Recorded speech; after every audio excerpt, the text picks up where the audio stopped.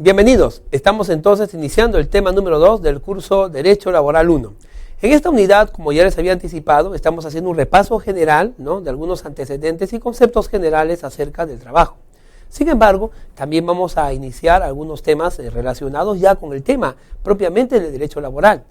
En el tema anterior hemos ya dado un concepto y hemos explicado qué es el conjunto de normas, reglas, que regulan pues la relación del trabajo, de sus instituciones y de todos los pormenores pues que están relacionados con el ejercicio de este derecho, del derecho laboral.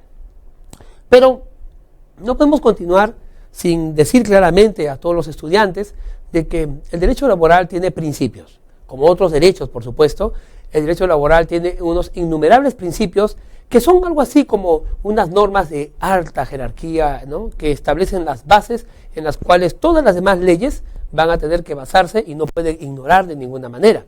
Estos principios van a limitar el poder del Estado, porque al establecer ciertas normas, el Estado no va a poder ignorarlas y de esta manera perjudicar al trabajador, que en todo caso es un ciudadano tan atendible como cualquier otro. Y más aún, porque estamos hablando de un ciudadano que está produciendo, ¿no? El trabajador, el trabajo es fuente de riqueza, está produciendo, definitivamente está creando oportunidades y obviamente pues no es cualquier ciudadano. Así que se han establecido ciertos principios en las legislaciones laborales que tienen que ser atendidas. O si no está en las leyes, también está en las doctrinas. Vamos entonces con este segundo tema que hemos puesto por título y lo hemos dedicado al estudio de los principios y las fuentes del derecho laboral. Vamos a ver. Los principales principios del derecho laboral, uno de los cuales es sumamente importante, es el principio del indubio pro operarium o indubio pro operario. Esto resulta más favorable, según este principio, todo debe ser interpretado a favor del trabajador. Si surge alguna ley que es un poquito ambigua, es decir, que no se entiende, o difusa, que puede decir una cosa u otra, en todo caso tenemos que interpretarlo a favor del empleador. Se ampara siempre al más débil, ¿no? En este caso es al trabajador. Y obviamente el indubio significa que ante la duda, ¿no?, tenemos que resolver y decidir e interpretar a favor del trabajador, a favor de la parte más débil. Porque se entiende que la parte más fuerte es el empleador, sea grande empresa o sea el propio Estado. No se crea la norma, solo se la integra. La misma puede servir tanto para extender un beneficio, por ejemplo, que se resuelve favoreciendo al trabajador o a un grupo de ellos, y luego puede extenderse a otro grupo también, como para restringir un perjuicio y evitar el daño al trabajador. El principio indubio pro operario tiene por objetivo proteger entonces los intereses del trabajador. ¿De qué manera? Haciendo que interpretemos las normas laborales siempre a favor del trabajador. Si hubiera una duda, a favor del trabajador. Si algo no está muy claro, a favor del trabajador. Así hayan otras alternativas, la alternativa que favorezca al trabajador, será esta la que nosotros interpretemos las leyes. El principio de indubio pro operario es un principio prácticamente mundial. Tenemos también que la regla de la norma más favorable al trabajador. Esto ya no es una forma de interpretar la ley, esto es una forma de aplicarla. Si hubiera una ley A y una ley B, vamos a aplicar la que más favorezca al trabajador. No está relacionado ya con la interpretación. Hemos dicho que cuando una ley difusa, vamos a interpretarla a favor del trabajador. Pero si hay varias leyes que favorecen al trabajador, tendremos que escoger la aplicación de la ley que más le favorezca. De esta forma, cuando existan varias normas, ¿no?, en el mundo de las leyes, y esta norma pueda ser reemplazada por una más importante, entonces obviamente aquí se estará aplicando la norma más favorable. Esto lo hace el juez, no lo hace usted ni yo. Será un juez que está viendo adelante una decisión laboral, una decisión jurisdiccional, y ellos tendrán que aplicar la norma más favorable al trabajador. De repente una norma decía que por cada reparación civil, ¿no?, por su compensación por tiempo de servicios es un sueldo por año. Pero otra norma dice que es 2 sueldos por año. Entonces, obviamente, ¿cuál es la que nosotros vamos a aplicar? La de 2 veces, ¿no?, la de dos mensualidades por año. Bien, otro principio es el denominado principio de condición más beneficiosa. Leamos juntos a ver qué significa. Dice allí: cuando una situación anterior es más beneficiosa que la de hoy, por supuesto, al trabajador, entonces esta debe ser respetada, no se la puede negar. La modificación que se introduce debe ser para mejorar, nunca para disminuir ni restar derechos. Según una doctrina prevalente, los derechos que tienen como fuente una ley no se incorporan al patrimonio del trabajador, por lo que pueden ser reducidos en perjuicio de éste por una norma posterior de esa misma jerarquía. Es por eso tan importante que se habla de los derechos adquiridos. Si los trabajadores han logrado una reivindicación y han logrado el reconocimiento de un derecho, entonces obviamente las nuevas leyes no van a perjudicarlo, no le van a quitar esa realidad. Si lo van a modificar, tiene que ser para mejorar, nunca para hacer menos. Entonces, de aquí podemos concluir que el principio de condición más beneficiosa favorecerá siempre pues al trabajador. Ahora, el principio que estamos viendo en la pantalla es un principio importantísimo, ojo. Es el principio de irrenunciabilidad. La doctrina ha establecido que el principio de irrenunciabilidad es una característica propia del derecho laboral. Es la tutela del trabajador por encima de lo que él pueda expresar, lo que hace que en ciertas maneras y bajo ciertas circunstancias se coloque el Estado, ¿no?, como un menor de edad. Considera, por ejemplo, que si un trabajador renuncia a sus derechos, sea por ignorancia o por falta de capacidad de negociación, y renuncia a un derecho laboral, el Estado pues da un paso adelante como tutor y dice: un momentito, esta renuncia a este derecho laboral no puede darse, nula. ¿Por qué, señor?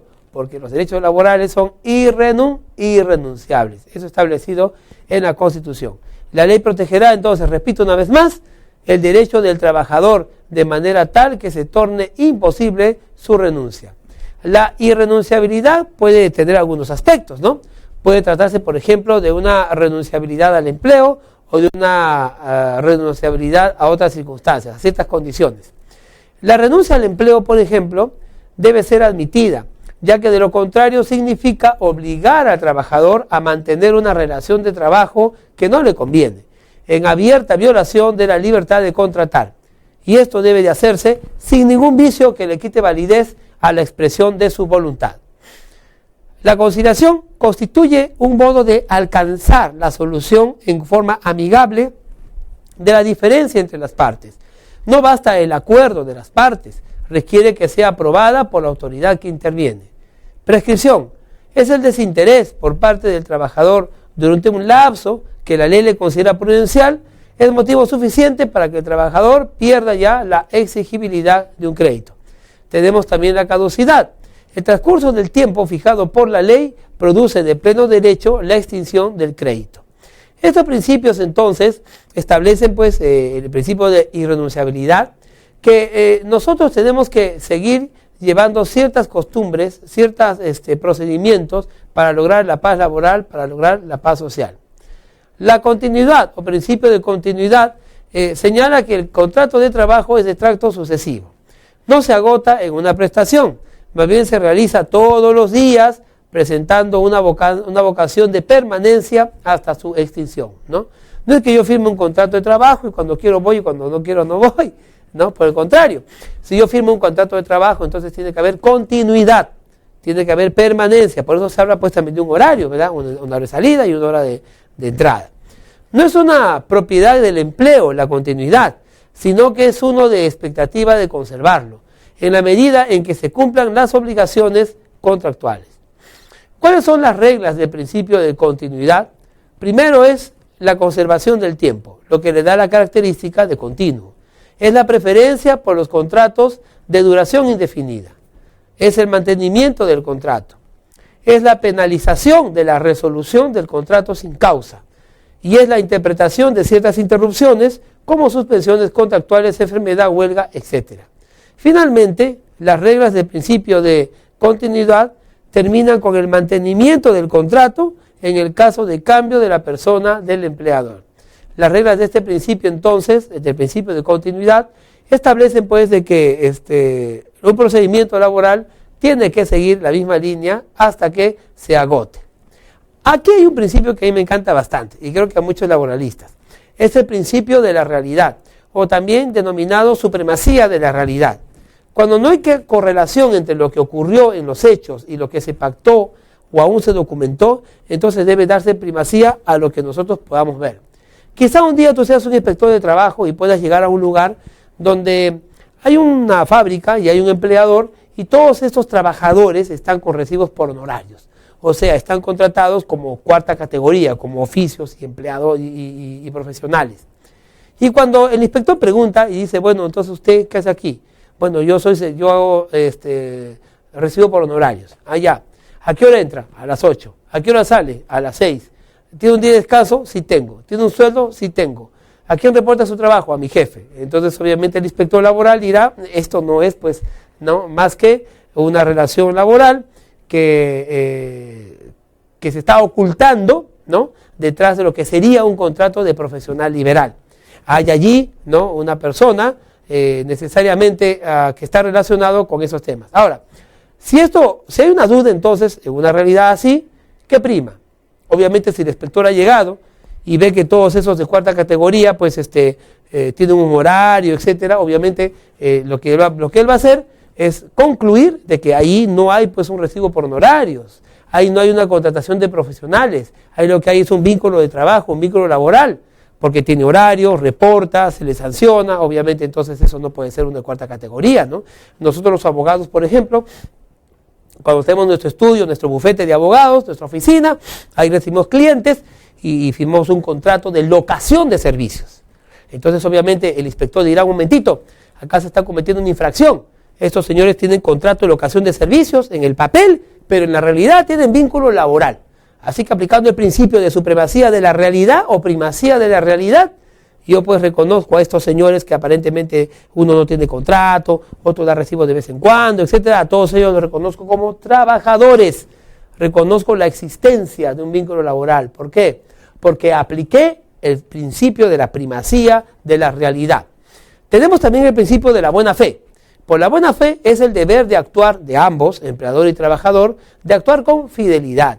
Se obliga a un modo de actuar u obrar, tanto en lo que se refiere a las obligaciones de cumplimiento, como también a las cuestiones éticas, ¿no? Cuando se firma un contrato laboral, empleador y trabajador debe ser honesto, debe ser leal, debe ser prudente, veraz, diligente, fiel. ¿A qué cosa? Al compromiso contraído que desecha todo engaño, toda suplantación, todo incumplimiento, todo perjuicio y exige ausencias de trampas, abusos y desvirtuaciones. El principio de buena fe, por un lado, ¿no?, compromete al trabajador, por el otro lado, completa al empleador para no dañarse, para no ser desleales entre sí. El principio de la buena fe forma parte, pues entonces, del derecho laboral. Tenemos también el principio de justicia social. Se trata de que todos los miembros puedan desarrollar su existencia como seres humanos sociales, todos los miembros de la sociedad. No es factible concebir al hombre como un ser solitario, y mucho menos pensar que a través de esa vida en soledad se pueda lograr armonía y el disfrute de los bienes de una nación. Obviamente, cuando hablamos de justicia social, estamos hablando de una justicia que se encamina para todos, está presente en todo lugar y en todos los casos que exigen e invocan la tutela jurisdiccional. Principio de equidad. Este principio está relacionado con el actuar de los jueces. Si leemos juntos, entenderemos lo siguiente. Escuchemos. El principio de equidad posibilita que el juez, cuando deba decidir la controversia, no se convierta pues en un esclavo de la letra de la ley. Por el contrario, si bien es cierto, la ley dirá una cosa, el juez, que es el que finalmente decide, podrá hacer uso de su equidad y de su sentido común. Apartarse entonces de la letra no es como un acto de arbitrariedad, sino como un presupuesto para aplicar el espíritu de la ley o de una mayor jerarquía, a fin de lograr, ¿no?, una solución más justa y armoniosa de los casos planteados. De esta manera el juez solucionará sus casos, aplicando la equidad. Suele construir también soluciones que fundan en el principio de la equidad. Bueno, hay un principio que se llama la no discriminación, que aquí lo tenemos como prohibición de hacer discriminaciones. No se admite que se practique un trato desigual, definitivamente. Es inaceptable entre los trabajadores, sean por motivos de sexo, raza, nacionalidad, religión, política o motivos, podrían ser pues motivos de naturaleza de edad o gremial. Como los hombres no son intercambiables, pueden darse entonces situaciones en las que es difícil acreditar que el distinto trato no tiene fundamento razonable, y ya que al efecto pueden invocarse motivos que admiten un gran ámbito de subjetividad, por ejemplo, lealtad, eficacia y laboriosidad. Bueno, básicamente el mensaje es que en este principio de prohibición de hacer discriminaciones, estamos sentando las bases pues del derecho más justo. ¿Cuáles son las fuentes del derecho laboral? Tenemos allí la Constitución, que es la ley de leyes, ¿no? Tenemos también la propia ley, que me refiero a todas las normas y reglas que se dictan en materia laboral. Tenemos también el convenio colectivo, ¿no? Y el contrato individual, como no, finalmente terminando con la jurisprudencia nacional. Todos estos elementos son fuentes del derecho. De una u otra manera, estos fenómenos sociales enriquecen la existencia del derecho del trabajo. No lo olvidemos. Ahora, ¿cómo controlamos el derecho del trabajo? Usted dirá, pero profesor, ¿cómo es esto? ¿Cómo vamos a, si no podemos controlar a los trabajadores, ahora vamos a controlar también el derecho del trabajo, doctor? No. Vamos a leerlo, dice allí. Control del derecho de trabajo. La autoridad administrativa de trabajo, dice, con su accionar fiscalizador y de control, vía las inspecciones de trabajo, desempeña una labor inquisitiva para que el empleador cumpla con sus obligaciones legales, que no genere elementos perturbadores de la tranquilidad pública, como son los conflictos laborales, por ejemplo, que se inician cuando la parte empresarial incumple alguno de los acuerdos y alguna de sus obligaciones que la ley señala en el contrato de trabajo. El control del derecho de trabajo, entonces, está a cargo de nuestro país del Ministerio de Trabajo y Promoción del Empleo, que junto con todas sus jefaturas y gerencias controlarán cómo va adelante, ¿no?, los estudios del control del derecho del trabajo. Vamos a ver. Bueno, el trabajo como deber y derecho, dice la diapositiva. Normalmente se aprecia el aspecto del trabajo como un derecho, ya que a través de él el hombre logra, digámoslo así, una capacidad plena, el hombre logra lo necesario para el sustento propio de su familia, el Estado entonces obviamente debe garantizarle al menos a esta familia, ¿no?, un empleo. El trabajo como deber permite destacar mejor en un mundo tan socializado. Las obligaciones realizadas con el reconocimiento de la dignidad de los otros que necesitan de nuestra colaboración para lograr el desarrollo de su vida. De esta manera entonces hemos culminado este segundo tema, hemos dado pinceladas acerca de los principios del derecho. Los principios del derecho entonces ponen las bases en las cuales se va a alzar ese edificio, ¿no?, denominadas leyes y leyes de menor jerarquía relacionados pues con el tema laboral. Gracias por acompañarme en este tema número 2. Te invito a que me acompañes también en el tema número 3, que ya está a las puertas.